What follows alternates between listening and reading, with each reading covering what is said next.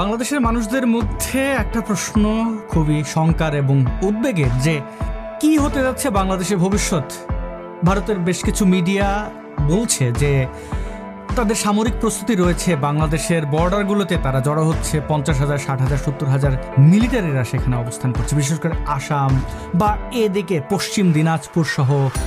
এই যে chicken neck বলা হয়, 7 সিস্টার নিয়ে আমাদের বাংলাদেশের তালেবররা যে হুমকি ধমকি দেয়, এবং সেই হুমকি ধমকি উভয় পক্ষের উত্তেজনা কি মিন করছে বাংলাদেশের দূতাবাসগুলো যেগুলো ভারতে রয়েছে, বিশেষ করে ত্রিপুরায় বা পশ্চিমবাংলায়, সেখানে দেখা যাচ্ছে হামলা হচ্ছে কিছু ব্যক্তিদের পক্ষ থেকে। আবার সিলেটের করিমগঞ্জে দেখা যাচ্ছে সুতারকান্দি বর্ডার ভেদ করে বাংলাদেশে ঢোকার চেষ্টা করছে কতিপয় হিন্দু ধর্মের নামধারী অ্যাক্টিভিস্ট, আন্দোলনকারী, প্রতিবাদকারীরা।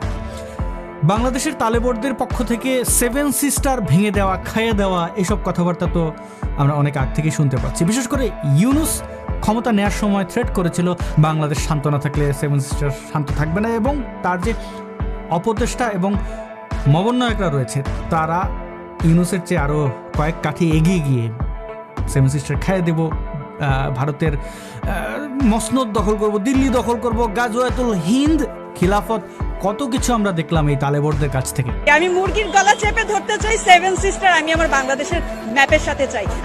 আমি মুরগির গলা চেপে ধরতে চাই 7 সিস্টার আমি আমার বাংলাদেশের ম্যাপের সাথে চাই। সার্বিক বিষয় বিবেচনা করলে এই শঙ্কা উড়িয়ে দেওয়া যায় না। ভারত কি আসলেই সামরিক স্ট্রাইক করতে যাচ্ছে বাংলাদেশে? জানি না, কিন্তু পরিস্থিতি কোনোভাবেই শান্ত নয় এবং শঙ্কা মুক্ত থাকার কোনো সুযোগ নেই। আপনাদের কি মনে আছে 10 ট্রাক অস্ত্র মামলার সেই যে লুৎফুজ্জামান বাবর বলছিলেন, উই আর লুকিং ফর শত্রুজ? না, শত্রু আইডেন্টিফাইড না, we are open, we are looking for শত্রু। হ্যাঁ, এই যে বাবর গ্যাং তারা কি করেছিল, ভারতের কিছু বিচ্ছিন্নতাবাদী গোষ্ঠীকে বাংলাদেশের রুট ব্যবহার করে, এমনকি বাংলাদেশে আমদানি করে সেই যে কুখ্যাত রাজাকার মনে আছে সাকা চৌধুরী, তার জাহাজে করে অস্ত্র এনে সেগুলো বাংলাদেশে খালাস করে ভারতে পাঠানো হচ্ছিল এবং সেই অস্ত্র ধরা পড়ে যায়। এর আগে কতগুলো ট্রাকের অস্ত্র ভারতে বিচ্ছিন্নতাবাদীদের হাতে তুলে দিয়েছিল বাংলাদেশ, তার সেরকম কোনো সমীক্ষা বা তথ্য প্রমাণ পাওয়া যায় না। তবে এই 10 ট্রাক অস্ত্র মামলা নিয়ে ব্যাপক আলোচনা হয়েছে এবং পরবর্তীতে বাংলাদেশের রাজনীতির নানান মেরুকরণ, অনেক কিছু চড়াই উতরে আমরা দেখলাম। ভারত কেন শেখ হাসিনার মতো একজন ব্যক্তিকে বাংলাদেশের মসনদে থাকবেন বলে মনে করবে না? আপনি তার দেশে অস্ত্র সরবরাহ করবেন, অশান্ত করার চেষ্টা করবেন, এবং সে কেন বসে থাকবে? এখন এই মুহূর্তে আমরা যা দেখলাম গত 100 দিনে, 110 দিনে বা 120 দিনে, 7 সিস্টার খাইয়ে ফেলা, ভারতে হামলা করা, ভারতের পতাকাকে আপনি পাড়াচ্ছেন। বুয়েট বা ঢাকা বিশ্ববিদ্যালয়ের মতো প্রতিষ্ঠানগুলোতে তো আর ধরা হয়, মূর্খরা থাকে না, কিন্তু সেখানে যে হিজবুতি দ্বারা ভরে গেছে, কমই জননী যেভাবে তাদের অভয়ারণ্য করে দিয়েছে বাংলাদেশের বিশ্ববিদ্যালয়গুলো, সেগুলোর ফল তো আমরা দেখতে পাচ্ছি। ইউনূস সরকার তো আরেক সরেশ মাল, এসেই খুল্লা অবস্থা। তো আপনি তাদের পতাকাকে পাড়াবেন, তাদেরকে হুমকি ধমকি দেবেন এবং তারা স্ট্রাইক করবে না বাংলাদেশে বা বাংলাদেশের বিরুদ্ধে দাঁড়াবে না, এই আশা করেন কেমনে? আমি তো বাঙ্গু কিছু প্রগতিশীলদের দেখি যারা বিদেশে বসে বসে নিজেদেরকে কেউ সাংবাদিক, অ্যাক্টিভিস্ট দাবি করে, বাংলাদেশে আসে, মানে আগে শেখ হাসিনা থাকা অবস্থায় বলতো যে বাংলাদেশে যাইতে পারি না। এইবার দেখলাম কয়েকজন বাংলাদেশে আসলো, 2-4 দিন ঘুরলো, সেলফি তুললো, চলে গেল, এবং তারা বলেও নির্লজ্জের মতো যে বাংলাদেশে তারা থাকবে না, কারণ তাদের স্থাবর অস্থাবর সব আমেরিকায়, ফ্রান্সে, জার্মানিতে, কানাডায়। তো তাদেরকে আজকে দেখতে হচ্ছে বাঙ্গু মোমেনদের স্বপ্নদ্রষ্টা, এবং সেই স্বপ্নদ্রষ্টাদের অনেকে এখন কান্নাকাটি করছেন যে ভারত এটা ভালো করে নাই, আমাদের হাইকমিশনে হামলা কইরা আমাদের পতাকাকে অবমাননা করা হচ্ছে বলে বাংলাদেশ হাইকমিশন কলকাতা অবস্থিত তারা বিবৃতি দিচ্ছে। ভাই, আমার দেশে কি হচ্ছে? অন্য একটা দেশকে অপমান করা, তাদের সেন্টিমেন্টে আঘাত করা, আবার ভাবা যে তারা কিছু করবে না। বাঙ্গু মোমেনদের সংখ্যা কত? তার চেয়ে অনেক বেশি ভারতের মুসলিম, এবং ভারতীয় মুসলিমদের মধ্যে দেশপ্রেম আছে। যারা ভারতে যান নাই, কখনো বোঝেন না, তারা এই জিনিস নিয়ে বাড়াবাড়ি করতে পারেন, কিন্তু যারা ভারতে গেছেন জানেন ভারতীয় মুসলিমদের সম্পর্কে, তারা জানেন যে কখনোই বাঙ্গু মুমিনদের সাথে একত্রতা ঘোষণা ভারতের মুসলমানরা করবে না। তারা সার্বিক দিক থেকেই ভালো আছে বলেই মনে করে। তো দেখেন, একের পর এক উত্তেজনা তৈরি করলেন। এরপরে আমরা আরেক নাটকের উদ্ভব দেখলাম। চিন্ময় কৃষ্ণ দাস নামের একজন হিন্দু ধর্মীয় নেতা, যিনি কিনা আগে ইসকনের একজন নেতা ছিলেন, তাকে ইসকন থেকে বহিষ্কার করা হয়েছে। হতে পারে তিনি মাছ মাংস খেয়েছেন, ইসকন যেহেতু নিরামিষ ভোজি, অথবা শিশুর সাথে যৌন নিপীড়নের অনেক অভিযোগ এখন আমরা সরকারের পক্ষ থেকে দেখতে পাচ্ছি, কিন্তু আসলে কি ঘটেছে সেটা তদন্ত সাপেক্ষ। তো সেই চিন্ময় কৃষ্ণ দাস ডাক দিলেন হিন্দুদের বিভিন্ন অধিকার আদায়ের লক্ষ্যে, এবং সেখানে আমরা দেখলাম হাজার হাজার লাখ লাখ মানুষের উপস্থিতি। শুধুমাত্র চট্টগ্রামে নয়, আমরা এটা দেখলাম কোথায়, রংপুরে, আমরা বাংলাদেশের বিভিন্ন জায়গায় দেখলাম। এই লাখ লাখ মানুষ কেন রাস্তায় এসেছেন? চিন্ময় কৃষ্ণ দাসের এত অনুসারী আসলো কোথা থেকে? আসলে তো এই হিন্দু ধর্মের মানুষগুলোকে বাঙ্গু মোমেনরা বুঝিয়েছে যে তারা এই দেশে কোনোভাবেই নিরাপদ নন। যেমন ধরেন শেখ হাসিনার যে এক প্রকার পালিয়ে যাওয়া, পতন ঘটা, সেই 5 আগস্টের পরে বাংলাদেশের হিন্দু ধর্মাবলম্বীদের উপরে কি পরিমাণ নির্যাতন নিপীড়ন হয়েছে তা কি আমরা জানি না? তাদের ব্যবসা প্রতিষ্ঠান, বাড়িঘরে হামলা হয়েছে, লুটপাট হয়েছে, এবং এই ঘটনাকে বর্তমান ইউনূস সরকার খোলাভাবে কি বলেছে যে এরা আসলে আওয়ামী লীগের রাজনীতির সাথে যুক্ত ছিল, এরা এই এরা সেই, এগুলো আসলে ধর্মীয় না, রাজনৈতিক ব্যাপার। অথচ যেই ব্যক্তিরা সবচেয়ে ভয়াবহ বা কুখ্যাত রাজনীতিবিদ, যেমন হাসান মাহমুদ সাবেক তথ্যমন্ত্রী বা সাবেক পররাষ্ট্রমন্ত্রী, এবং দেখলাম সেই কথিত কাউয়া কাদের বা ওবায়দুল কাদের, আমরা দেখলাম সেই কুখ্যাত ব্যক্তি সাবেক স্বরাষ্ট্রমন্ত্রী আসাদুজ্জামান খানদের মতো ব্যক্তিকে সেফ এক্সিট দিল এই সরকারি। আবার তারা হিন্দুদের নির্যাতন করে বলছে এরা আওয়ামী লীগ। বাংলাদেশের কোন হিন্দু নেতা এই কথিত যে আন্দোলন, কথিত বিপ্লব, জুলাইয়ের অভ্যুত্থান, সেখানে বিরুদ্ধাচরণ করেছে বা সেই ছাত্রদের উপরে হত্যাযজ্ঞ চালানোর জন্য মুখ্য ভূমিকা রেখেছিলেন বা গৌণ, কোথায় আপনি দেখাতে পারবেন? তাদেরকে নির্যাতন নিপীড়ন করাকে বৈধতা দিল এই মবোন্নয়ক বা অপদেষ্টারা। দেখেন, একে একে কিন্তু হিন্দুদেরকে আপনারা বোঝালেন যে তারা এই দেশের দ্বিতীয় শ্রেণীর নাগরিক। তাদেরকে বলছেন দিল্লি তাদের নানা বাড়ি, মামার বাড়ি, সেখানে চলে যাইতে, মানে গনিমতের মাল ভাবা যে শুরু করছেন, এবং তারা তো এগুলো বুঝতে পারছে। তাই চিন্ময় কৃষ্ণ দাস দাঁড়ান বা যে কেউ দাঁড়াবেন, একটা কলা গাছ দাঁড়ালেও তার পেছনে হিন্দু ধর্মাবলম্বীরা দাঁড়াবেন বা তার সামনে গিয়ে উপস্থিত হবেন, কারণ অস্তিত্বের প্রশ্ন। এই মানুষগুলো কেন প্রতিনিয়ত বাংলাদেশে কমছে? স্বাধীনতা যুদ্ধের সময় তাদের সংখ্যা কত ছিল? সেই 20-22% থেকে এখন 6-7%-এ কেন আসলো? তারা তো ঐতিহাসিকভাবে নির্যাতন নিপীড়নের শিকার, এটা তো আর গোপন করার কিছু নেই। আপনি বলতে পারেন আওয়ামী লীগের আমলে বেশি হয়েছে, আওয়ামী লীগ বলতে পারে বিএনপির আমলে বেশি হয়েছে। আমরা সব আমলে সব সময় দেখতে পেয়েছি তাদের উপরে নির্যাতন নিপীড়ন করা এক প্রকার বৈধ। ডক্টর মোহাম্মদ ইউনূস শান্তিতে নোবেল পাইছেন, তিনি এসেও এই বৈধতার মাত্রা কয়েক গুণ বাড়ায় দিলেন। এখন এই চিন্ময় কৃষ্ণ দাসদের গ্রেপ্তার করে কি মেসেজ দেওয়া হচ্ছে? বলা হচ্ছে তিনি বাংলাদেশের যে জাতীয় পতাকা সেটার অবমাননা করছেন। কোথায়?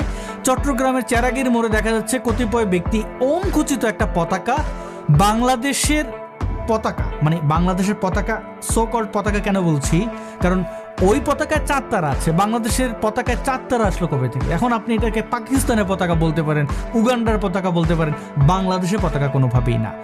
তবুও বাঙ্গু মোমেনদের কাছে এইটাই বাংলাদেশের পতাকা, এবং এই পতাকার অবমাননা করা হয়েছে বইলা চিন্ময় কৃষ্ণ দাসকে প্রধান আসামি করা হলো। কতটা হাস্যকর ভেবেছেন? অথচ অপরদিকে প্রতিনিয়ত আমরা দেখতে পাই বাংলাদেশের পতাকার উপরে হিজবুত তাহরিরের পতাকা, আইএসের পতাকা, নানান ধরনের পতাকা, এমনকি ফিলিস্তিনের পতাকা। এগুলোতে কাউকে গ্রেপ্তার করতে আমরা দেখি না। আমরা দেখলাম চিন্ময় কৃষ্ণ দাস জেলের মধ্যে ঢুকলেন, এবং এর আগে কুখ্যাত সেই জঙ্গি জসিমউদ্দিন রহমানিকে ইউনূস সরকার এসে বীরের বেশে জেলখানা থেকে বের করলো। যার থাকা উচিত জেলে তাকে বাইরে বের করা হলো, এবং যার থাকা উচিত বাইরে তাকে জেলে ভরা হলো। এইটার মাধ্যমে কি মেসেজ? গাজওয়াতুল হিন্দ, খিলাফত প্রতিষ্ঠা করবে এই ইউনূস গ্যাং, এবং এটা তো আর গোপন কিছু না। আমরা দেখলাম চিন্ময় কৃষ্ণ দাসকে গ্রেপ্তার করা হইলো, তাকে খুবই বাজেভাবে গ্রেপ্তার, এয়ারপোর্ট থেকে ঢাকা থেকে চট্টগ্রাম যাওয়া অবস্থায়, এবং পরবর্তীতে দেখলাম আদালত তার জামিন দিলেন না।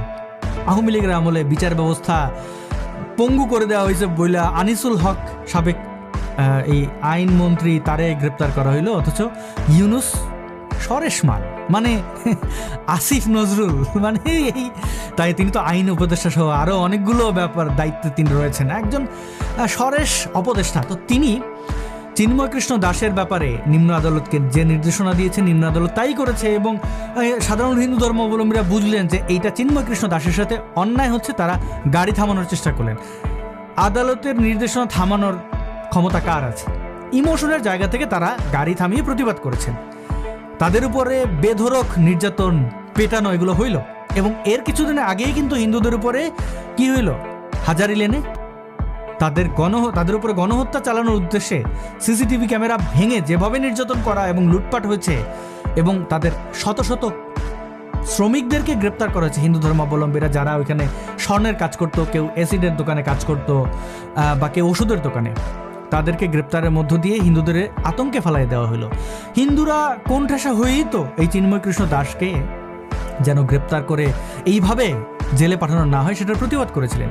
সেখানে দুই পক্ষের মধ্যে অর্থাৎ উগ্র মোমেন মুসলমানদের মধ্যে এবং হিন্দুদের মধ্যে অতি উৎসাহীদের মধ্যে সংঘর্ষ হইল, এবং তৃতীয় পক্ষ পুলিশ মিলিটারি তো ছিলই। সেই হামলা মানে এই গন্ডগোলের মধ্যে একজন আইনজীবী মারা গেলেন, যিনি আবার আরেক সরেশমাল। তিনি হিন্দুদের হত্যা করা খাস দেখিয়েছেন তার বিভিন্ন পোস্টে। তিনি বলছেন মায়ের উপর ওষুধ নাই, ইসকনকে সন্ত্রাসী সংগঠন বলছেন। একজন আইনজীবী আদালত আইন অমান্য করে এইভাবে ফেসবুকে পোস্ট দিয়ে গেছিলেন। বোঝাই যাচ্ছে যে তিনি ফেসবুকে যেহেতু রাগঢাক না করে লজ্জা শরম বাদ দিয়া এইভাবে সাম্প্রদায়িক পোস্ট দিয়েছেন, তিনি ব্যক্তি জীবনে কতটা হিংস্র। এবং তার হত্যার পরে জামাত ইসলাম বলল এ জামাত শিবিরের লোক। জামাত শিবিরের লোকজন কেমন, কতটা মারমুখী, সেটা যদি আমাদেরকে এই 2024 সালে এসে শিখতে হয় তাহলে তার কিছু বলার নাই। যাই হোক, সরকার কর্তৃক আমরা বুঝলাম চিন্ময় কৃষ্ণ দাসকে গ্রেপ্তার করা হয়েছে শুধুমাত্র হিন্দুদের অধিকার নিয়ে কেউ কথা বলতে যেন না পারে। শুধু তাই নয়, এই আইনজীবী হত্যার মামলায় শত শত হিন্দুদের অভিযুক্ত করা হইল। যদিও ওইখানে আমরা ভিডিও ফুটেজে দেখছি সর্বসাকুল্যে 15 জন মানুষ, এবং তারা মুসলিম নাকি হিন্দু তাও বোঝা যাচ্ছে না। ইসকন বা গেরুয়া রঙের কাপড় পরা কোনো ব্যক্তি তো নয়। এবং দুঃখজনকভাবে হলেও সত্য যে সেখানে চট্টগ্রাম বিশ্ববিদ্যালয়ের সংস্কৃত বিভাগের সহযোগী অধ্যাপক কুশল বরণ চক্রবর্তীকেও ওই মামলায় আসামি করা হয়েছে।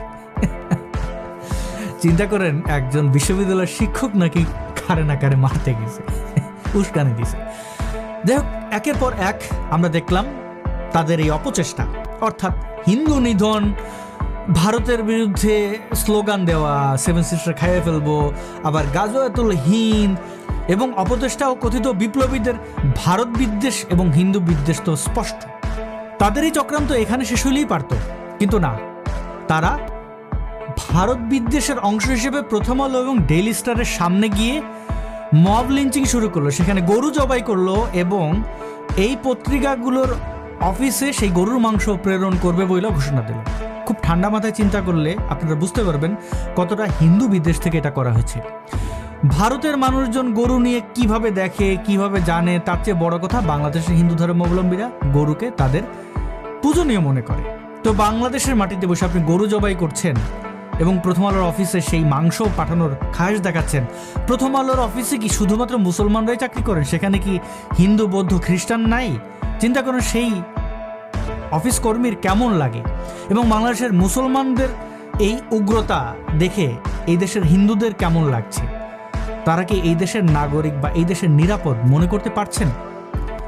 এই বেপরোয়া আচরণ, এই ফাতরামির মাধ্যমে হিন্দু নিধনের প্রকাশ্যে তারা ডাক দিয়েছে এবং বলেছে তারা হিন্দু ধর্মাবলম্বীদেরকে কাপড় খুলে খুলে চেক করবে, এবং কতটা জঘন্য ভাষা এই অপদেষ্টা এবং এই মবন্নায়কদের, যে তারা বিশেষ অঙ্গের মাথা দেখে হিন্দু নির্ধারণ করবেন। নারীদের কোন অঙ্গের মাথা দেখে নির্ধারণ করবেন, অর্থাৎ হিন্দু নারীদেরকে তারা গনিমতের মাল হিসেবে ধর্ষণ করবে বলেও পরোক্ষভাবে বলে যাচ্ছে। কখনো চিন্ময় হয়ে, চিন্ময় প্রভু হয়ে, এখন তো আমাদেরকে সামনে থেকে কাপড় খুলে চেক করতে হবে কোনটার আগা কাটা হয়েছে আর কোনটার কাটা হয় নাই। তোমরা যারা আগা কাটাওয়ালা গুলো এখন চিন্ময় প্রভুর ভক্ত শাস্ত্রতে, তোমাদেরকেও সাবধান করতে চাই। বাংলাদেশ যদি ভালোবাসো বাংলাদেশে থাকবা, না হয় তোমার মামার বাড়ি দিল্লিতে চলে যাবা। তোমরা তো দিল্লিতে চলে যাও। এরপর আমরা দেখলাম বিশিষ্ট অভিনেতা আসাদুজ্জামান নূরের উপরে হাসপাতালে হামলা হয়েছে। পুলিশ প্রশাসন বা জেল অথরিটি না চাইলে কোনো প্রিজনারের উপরে কেউ হামলা করতে পারে না। অর্থাৎ জামাত শিবির বা ইসলামিস্টদের একটা নীল নকশার অংশ হিসেবে আসাদুজ্জামান নূরের উপরে হামলা করা হয়েছে। শিল্প সংস্কৃতির সাথে যুক্ত থাকা ব্যক্তিদের মেসেজ দেওয়া হচ্ছে যে কাল তোমাদেরকেও পেটানো হবে যদি আমাদের দালালি না করো, যদি জামাত শিবিরকে বা এই ইসলামিক সন্ত্রাসী হেজবুতিদেরকে সর্বশ্রেষ্ঠ ঘোষণা না দাও তাহলে তোমাদেরকেও মারব। আমরা জানি না এই হামলা বা এই ন্যাক্কারজনক ঘটনার মাধ্যমে এরা কি উদ্ধার করবে। এরপর দেখলাম 21শে আগস্টের যে ভয়াবহ গ্রেনেড হামলা সেইটার রায় এই বিজয়ের মাস অর্থাৎ ডিসেম্বরের শুরুতে দেওয়া হইল এবং সেখানে বলা হচ্ছে সকল আসামিরা খালাস। কোনো নিম্ন আদালতের রায় এটা না, হাইকোর্ট এই রায় দিয়েছে। মানে ভাবেন এই জেনজি বা ফেনজি এই ধরনের কুশিক্ষিত ছেলেপেলেদেরকে আমার বলার কিছুই নাই, কিন্তু যারা আমরা 21শে আগস্ট দেখেছি, যারা আমরা এই ন্যাক্কারজনক হামলা দেখেছি, তাদেরকে কি বোঝাবেন যে 21শে আগস্ট কিছু ঘটে নাই? কেন এই 21শে আগস্ট 24 জনকে সরাসরি হত্যা এবং 300 জনকে ভয়ঙ্করভাবে আহত করা হইল? এটা কি আমরা জানি না? আবার যদি এই ঘটনায় বিএনপি নিরপরাধ হয় তাহলে কেন তারা জজ মিয়া নাটকের আশ্রয় নিল? এইটা তো আর বলার অপেক্ষা রাখে না, বা আমার এই ভিডিওতে আপনাদের তথ্য প্রমাণ দিয়া একদম পুঙ্খানুপুঙ্খভাবে বিশ্লেষণ করার কোনো দরকার নেই। আমরা যারা সেই সময়ের সাক্ষী আর সবাই জানি, যারা এই জেনারেশনের মানে জেনজিদের মধ্যে, যাদের মধ্যে একটু বুদ্ধি বা একটু পড়াশোনা করার ইচ্ছা আছে, যারা টিকটক দেখা বিপ্লবী হন নাই, তাদেরকে অনুরোধ করবো ইউটিউবে সার্চ করেন জজ মিয়া নাটক কী ছিল, কিভাবে করেছিল, 21শে আগস্ট কাদেরকে হত্যা করা হয়েছে, সেই মানুষগুলো এই দেশের জন্য কি কি অবদান রেখেছেন। আমি কার নাম বলবো? আইবি রহমান বা এই নামগুলো নিলেও বাকিদের সাথে বৈষম্য করা হবে। সবাই এই দেশের গুরুত্বপূর্ণ ব্যক্তি, কিন্তু তাদেরকে তো হত্যা করা হয়েছে, তাদেরকে তো আহত করা হয়েছে। এবং সংসদে এই ঘটনার নিন্দা না জানিয়ে খিস্তি খাওয়ার করছিলেন তৎকালীন প্রধানমন্ত্রী খালেদা জিয়া। তামাশা করছিলেন, বলছিলেন শেখ হাসিনা ভ্যানিটি ব্যাগে করে গ্রেনেড নিয়ে এসেছিলেন। মানে আমাকে জানতে হবে 24 জন গুরুত্বপূর্ণ আওয়ামী লীগের নেতারা নিজেরাই নিজেদের গায়ে গ্রেনেড মাইরে মরে গেছেন, তারা কি জঙ্গি জেহাদি? এটা কিভাবে সম্ভব? বিএনপির সেই আমলের কথায় আরেকটু চিন্তা করা উচিত। কারণ আমরা অনেকেই বলতে শুনি গত 15 বছরে এই হয়েছে, গত 16 বছরে এই হয়েছে। আরে ভাই, এর আগের সরকারগুলো কি দুধে দোয়া তুলসী পাতা ছিল? বেশি দূরে যাওয়ার দরকার নাই। মানে এরশাদ, জিয়া বা সেই সকল রাজনৈতিক প্রেক্ষাপটে আমরা না গেলেও 2001 সাল থেকে 2005 সালে কি হয়েছিল, দুর্নীতিতে কেন বাংলাদেশ 1 নম্বর ছিল ওই 5 বছর? গুগল করেন, দুর্নীতিতে চ্যাম্পিয়ন ছিল বাংলাদেশ। তারেক রহমানের 10%কে আমরা ভুলে গেছি। মানে সরকারি যে কোনো ধরনের আপনি অনুদান পান না কেন, আপনি কাজের জন্য যে বরাদ্দই পান না কেন, সেখান থেকে 10% এই তারেক রহমান বাবার তাকে দিতেই হইতো। হাওয়া ভবন যে একটা গ্যাংয়ের মানে হেডকোয়ার্টার বানাই বলছিল, এটাকে আমরা জানি না? তাকে এই তারেক রহমানকে খাম্বা বাবা কেন বলা হয়? যে বিভিন্ন জায়গায় খাম্বা বসানো, বিদ্যুৎ দিতে না পারা এবং মানি লন্ডারিং, তারেকের বন্ধু গিয়াসউদ্দিন আল মামুনের কথা কি আমরা ভুলে গেছি? এই গিয়াসউদ্দিন আল মামুনের সাথে আমি 6 মাস জেল কাটছি, কাশিমপুর কারাগার 2 ষাটসেল পশ্চিম। আমি দেখছি সেই জেলের মধ্যে লক্ষ লক্ষ টাকা কিভাবে ব্যয় করছে, জেল প্রশাসনকে দিয়ে সে কিভাবে মোবাইল ফোন, ল্যাপটপ এবং আরও তার বিভিন্ন বিলাসী জীবনযাপনের জন্য এই টাকাগুলো পাইলো কই, সেইগুলো ব্যবহার করলো কেমনে, তাকে ট্রান্সফার করলে সে একদিনের মধ্যে ওই জেলে চলে আসে। তার বন্ধু কুখ্যাত সন্ত্রাসী সে কিলার আব্বাস, তাকেও জেল থেকে ছেড়ে দেওয়া হয়েছে। তার আরেক বন্ধু ছিল হলমার্কের তানভীর, তার আরেক বন্ধু কুখ্যাত সেই 7 মার্ডারের নারায়ণগঞ্জের নূর। এগুলার সাথে দহরম মহরম কি আমি কি দেখি না? নিজের চোখে দেখছি। এটা মিথ্যা হয় কেমনে? যাই হোক, তারেক রহমান, তার গ্যাংয়ের সদস্য, এগুলো আমরা জানি। উইকিলিক্সের ফাঁস হওয়ার তথ্যে 21শে আগস্টের গ্রেনেড হামলায় তারেক রহমানের নাম কেন আমরা কি ভুলে গেছি? বিএনপির আমলে 65টা জেলার মধ্যে 64টা জেলায় জেএমবি কর্তৃক বোমা হামলা হয়েছে। জেএমবি কে কারা তৈরি করছিল? চিন্তা করেন, একটা দেশের সকল জেলায়, মানে একটা জেলা বাদ দিয়া 65 জেলার মধ্যে 64 জেলায় হামলা হয়েছে, তাও আবার আদালতে। কারণ কি? তারা আদালতে বিশ্বাস করে না, তারা গণতন্ত্রে বিশ্বাস করে না। বিচার কার্যের ক্ষেত্রে তারা খিলাফত চায়, এবং এই বিচার কার্যে অর্থাৎ আমাদের গণতান্ত্রিক বিচার ব্যবস্থা, আদালত, এগুলোকে তারা হইতে দেবে না, তাই আদালতে বোমা হামলা করছে। সিরিজ বোমা হামলার কথা কি আমরা ভুলে গেলাম? আবার এখন দেখতে পাচ্ছি খালেদা জিয়ার সামনে লুতুপুতু হইয়া মবন্নয়ক এবং অপদস্থদের এই যে ছবি, মানে এখানে কি হয়েছিল? সমঝোতা। কিসের সমঝোতা? তারেক রহমান যেন দেশে না আসে, বিএনপি যেন দাঁড়াইতে না পারে, এইটার ব্যাপারে এই ইউনুস গ্যাং অনেক চেষ্টা ভাবনা করছে, কিন্তু তারা দেখছে যে না, সম্ভব নয়, এবং বিএনপি এই মবন্নয়কদের বা এই ইউনুসকে যে কোনো সময় নাই করে ফেলতে পারে। তারা আন্দোলন করলে আওয়ামী লীগও তাদের সাথে যোগ দেবে, 1 ঘন্টার ব্যবধানে এরা নাই হয়ে যাবে। এইটা ওরা বুঝতে পারে। এখন বিএনপির সাথে সমঝোতা গেছে কি, আচ্ছা তারেক রহমানের যত মামলা আছে, এমনকি 21শে আগস্টের মতো ভয়াবহ অপরাধকেও তারা ক্ষমার দৃষ্টিতে দেখছে। এই মবন্নয়কদের অপদেষ্টা, বর্তমানে অন্যতম জনপ্রিয় অপদেষ্টা আসিফ নজরুল, তিনি এই 21শে আগস্ট নিয়ে কি বলছিলেন দেখেন তো। ওই সময় অবশ্যই। ওই গ্রেনেড হামলা, তার পরিপ্রেক্ষিত, তার মানে আমি আপনাকে ফ্র্যাঙ্কলি বলি, যদি আপনাকে প্রশ্ন করেন যে এটার সাথে কি সরকারের কোনো শীর্ষস্থানীয় মহল জড়িত ছিল কিনা, অবশ্যই ছিল। এটা হতে পারে না এত বড় একটা আক্রমণের ঘটনা ঘটেছে সরকারের কোনো মহলই জানে না। সেকেন্ড কোয়েশ্চেন, আপনি যদি বলেন বিএনপি কি এই হত্যার ঘটনা, 21শে আগস্ট আক্রমণের ঘটনা ধামাচাপা দিতে চেয়েছে, অবশ্যই চেয়েছে। তারা জঘন্য রকম ভাবে ধামাচাপা দিতে চেয়েছে, হাস্যকর ভাবে ধামাচাপা দিতে চেয়েছে, এবং অবশ্যই সরকারের কোনো না কোনো সেক্টর জড়িত ছিল। এই বিজয়ের মাস ডিসেম্বরের শুরুতে এসে হাইকোর্ট রায় দিল, সব বাবারা খালাস। তারেক জিয়া, লুৎফুজ্জামান বাবর সহ আরো অন্যান্য কুখ্যাত জঙ্গি ফঙ্গি যারা আছে সবাই খালাস। এই রায় কি হাইকোর্টের পক্ষে দেওয়া সম্ভব? এই মবন্নয়কদের গুরু উপদেষ্টা আসিফ নজরুলের ইশারা ছাড়া আইন প্রশাসন কোনভাবে চলছে?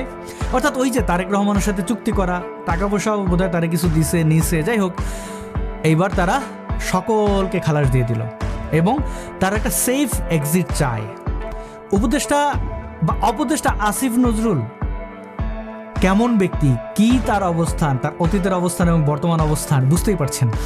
সে নিজে টকশোতে, তাও আবার খালেদ মুহিউদ্দিনের মতো সাংবাদিকের টকশোতে বলল এটা অন্যায়, এটা বিএনপি করছে। আজকে সেই তাদের একদম ক্লিন চেক দিয়ে দিল। এবং জামাত শিবিরের রক কাটার ব্যাপারটা তো আমরা ভুলি নাই। বিএনপি জামাতের আমলে এখন তারা তাদের আমির যে কথাবার্তা বলতেছে, মানে একদম গৌতম বুদ্ধের মতো শান্তি আর শান্তি। তারা কি চায় আমরা বুঝি না।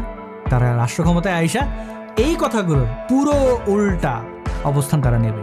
1971 তাদের দলের যে ভয়াবহ অবস্থান, সেটার ব্যাপারে তারা মোটেও অপরাধী মনে করে না। আমরা দেখলাম এই ইউনুস সরকারের যে মবন্নয়করা আছে, তারা ধানমন্ডির 32 নম্বরে যেয়া শুধুমাত্র ভাঙচুর, পুড়াইয়া দেওয়া না, 15ই আগস্ট তারা এখানে যে নাচানাচি করল। 15ই আগস্ট কি করছিল? বঙ্গবন্ধু শেখ মুজিবুর রহমানকে কিভাবে হত্যা করা হয়েছে, তার পরিবারের অন্যান্য সদস্যদেরকে, সেখানে শিশু শেখ রাসেল বা এমনকি গর্ভধারিণীকেও হত্যা করছে।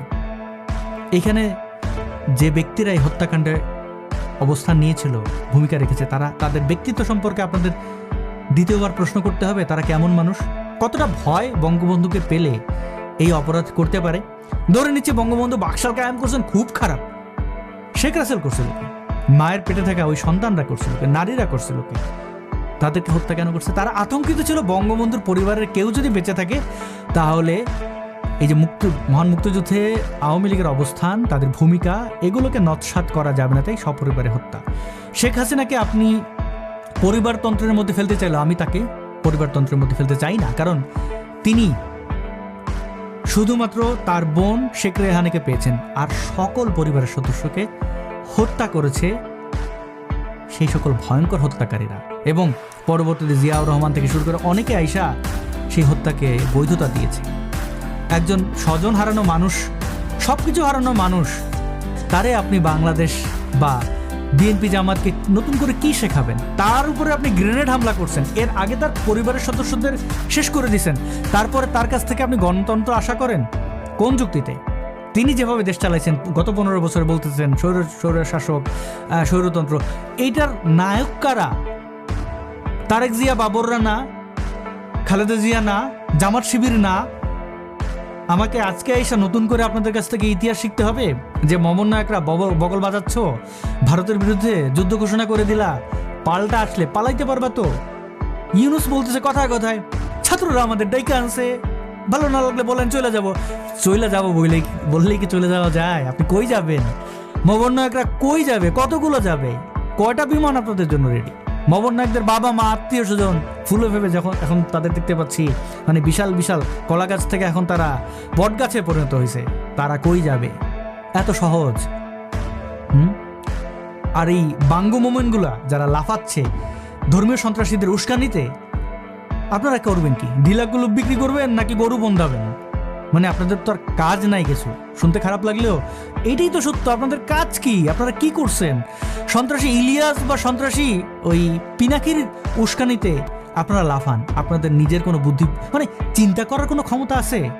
হ্যাঁ, মানে কই যাইতেছে দেশটা? কি ভাবতেছে এরা? আমার সত্যি বুঝে আসে না, হাসি পায়। হাইপোথেটিক্যালি যদি বলি ভারত কি করতে পারে, ভারত হয়তো, এটা হাইপোথেটিক্যাল থট, মানে আমরা মনে করতেই পারি, নাও করতে পারি। যেভাবে ভারতকে হুমকি ধমকি তাদের 7 সিস্টার ভেঙে দেওয়া হবে, তাদের দেশ দখল করা হবে, গাজওয়াতুল হিন্দ প্রতিষ্ঠা করা হবে, অন্যান্য জঙ্গি সংগঠনগুলোরে এখন মানে একদম ব্ল্যাঙ্ক চেক দিয়ে দেওয়া হয়েছে যে তোমরা মারো কাটো যা ইচ্ছা করো, জেল থেকে তাদের ছেড়ে দেওয়া হচ্ছে। এখন ভারত যদি মিলিটারি স্ট্রাইক করে, ধরেন 2-3 ঘন্টা লাগলো বাংলাদেশের দখল তাদের নিতে, তারপরে হিন্দু বৌদ্ধ খ্রিস্টান আহমেদিয়া সম্প্রদায় সকল সংখ্যালঘুরে বললো যে ঠিক আছে তোমরা এই দিনাজপুরের দিকে চলে আসো, তোমরা আসামের এই জিনিসটা বা চিটাগংয়ের পাহাড়িদের উপরে যে নির্যাতন স্যাটেলাইট দ্বারা করছে বাংলাদেশ সরকার, এটা আওয়ামী লীগ আর বিএনপি এগুলো নাই, সবাই করছে। পাহাড়িরা তো একটা বাঙালিকে ওইখানে থাকতে দেবে না, মিলিটারিরা পালানোর পথ পাবে না। পাহাড়িরা এতটা কষ্টে আছে, চিটাগং হাতছাড়া হবে, কুমিল্লা হাতছাড়া হয়ে যেতে পারে, অনেক কিছু যদি তারা এইভাবে সীমানা নির্ধারণ করে এবং হিন্দু বৌদ্ধ খ্রিস্টান নাস্তিক যারা বিপদগ্রস্ত তাদের ওই জমি জমার সমপরিমাণ যদি ওইখানে ইয়ে করে এবং ওইখানকার মোমেনদের যদি বলে তোমরা ওই হিন্দুদের ওই জমিতে এত এত পরিমাণ জমি আছে ওখানে চলে যাও, এবং তারা যদি এই ইসরায়েলের মতো বর্ডার দিয়ে দেয় বাংলাদেশের সাথে, বঙ্গোপসাগর ছাড়া কই যাবে বাঙ্গুগুলা? এয়ার স্পেস যদি তারা বন্ধ করে দেয়, এবং মানে বুঝতেই পারছেন চিটাগং থেকে শুরু করে যারা এই কথাগুলোকে উড়িয়ে দিচ্ছেন, ভারতের অনেক মিডিয়া বলতেছে, আমি তো দেখতেছি এগুলো হইতেও পারে। হইলে যাবেন কই? অন্যরে হুমকি দেওয়ার আগে নিজের কথা ভাবেন না? হামাস যেভাবে নিরীহ মানুষদের উপরে আক্রমণ চালাইছিল, অক্টোবরের ঘটনা ভুলে গেছেন? এই ঘটনার পরে গাজার বাসিন্দারা কিভাবে ক্ষতিগ্রস্ত হয়েছে এটা ভাবেন? আমি অন্ততকে বলে রাখি, আমি আসাদ নূর একজন খুব সাধারণ মানুষ, অ্যাক্টিভিস্ট। যদি এই বাঙ্গু মোমেনদের কারণে, এই তাদের উস্কানির কারণে 7 সিস্টার খাইয়ে দেওয়া, ভারতের পতাকা অপমান করা, হিন্দুদের গালাগালি করা, হিন্দুদের উপর নির্যাতন করা, এইসব কারণে যদি, এবং সরাসরি ভারতকে উস্কানি দেওয়া, তাদেরকে ইনসিস্ট করার মাধ্যমে যদি এই দেশে ক্ষতি হয়, ভারত যদি স্ট্রাইক করে, আমি বাঙ্গু মোমেনদের আমি ছাড়ব না। মানে এই বাংলাদেশে এটা আমার ভূমি, এখানে আমার বেড়ে ওঠা, এখানে আমার পড়াশোনা, এখানে আমার বন্ধু বান্ধব, প্রত্যেকটা মানে 64 জেলায় আমি না গেলেও অনেকগুলো ভূমির সাথে আমার বেড়ে ওঠার সম্পর্ক রয়েছে। আমার জন্ম, আমার অস্তিত্ব বাংলাদেশ। ওই ভূমিতে যদি আমি যাইতে না পারি, ওই ভূমি যদি অন্য কারো দখলে যায়, এবং এই দখলে যাওয়ার ক্ষেত্রে এই উস্কানের জন্য যে বা যারা দায়ী তাদেরকে আমি কোনোদিন ক্ষমা করবো না। তাদেরকে তাদের ভাষায় জবাব দেবো না, কুচকাটায় আমি বিশ্বাস করি না, বা তাদের উপরে কোনো ক্ষতি হোক, তাদের মা বোনদের উপরে ক্ষতি হোক, এগুলো আমি কখনোই চাইবো না। কিন্তু তাদের এই ফাতরামোর জবাব অবশ্যই আমি আমার জায়গা থেকে দেবো। আমি বিশ্বাস করি বাংলাদেশের সচেতন মানুষরা তাদের এই জবাব দেবে। যারা এই আগুন জ্বালাচ্ছে তারা এই আগুন নেভাতে পারবে কিনা, যদি নেভাতে না পারে তাহলে ওই আগুনেই তাদের পুড়ে মরতে হবে। আমি কারোর ক্ষতি চাই না, কারোর ধন সম্পদ বা অস্তিত্ব সংকটের মুখে পড়ুক চাই না। সময় থাকতে যদি সচেতন তারা না হয় তাহলে আমরা কেউই তাদের রক্ষা করতে পারবো না। অসংখ্য ধন্যবাদ ভিডিওটি শেষ পর্যন্ত দেখার জন্য।